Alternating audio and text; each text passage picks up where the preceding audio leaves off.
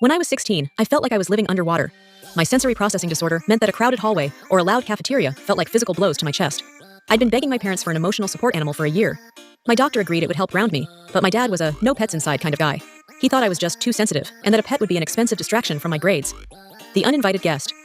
Everything changed on a rainy Tuesday. My neighbor's cat had a litter, and there was one runty gray kitten named Pippin that no one wanted. Without asking, I brought him home in my backpack. The explosion I expected happened the second I walked into the kitchen. My mom sighed about the mess, and my dad looked at me like I'd just declared war. He didn't yell though, he did something worse.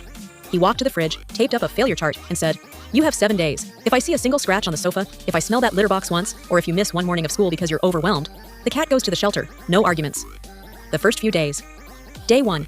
Dad noted that I left a bag of kitten food on the counter. Day 2. He wrote down that Pippin meowed at 5 a.m., but while Dad was watching for mistakes, Pippin was watching me. That night, I had a sensory meltdown after a particularly loud pep rally at school.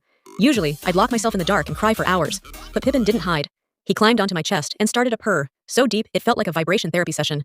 He stayed there until my heart rate dropped, and I finally fell asleep, the turning point. On day 4, my English teacher, Mr. Henderson, called my parents. He told them that for the first time all year, I had actually participated in a group discussion. He didn't know I had a photo of Pippin tucked into my notebook that I looked at whenever the room felt too loud. He told my mom, "Whatever changed at home, keep doing it. She's finally present." My dad didn't say anything when he heard that.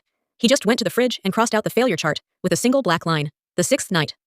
The real shift happened on day 6. My dad is a high-stakes lawyer, and he'd been working a massive case.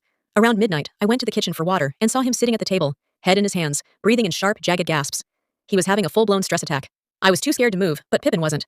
That tiny kitten jumped onto the table, walked right over the legal brief, and started headbutting my dad's chin. Dad tried to push him away at first, but Pippin was relentless.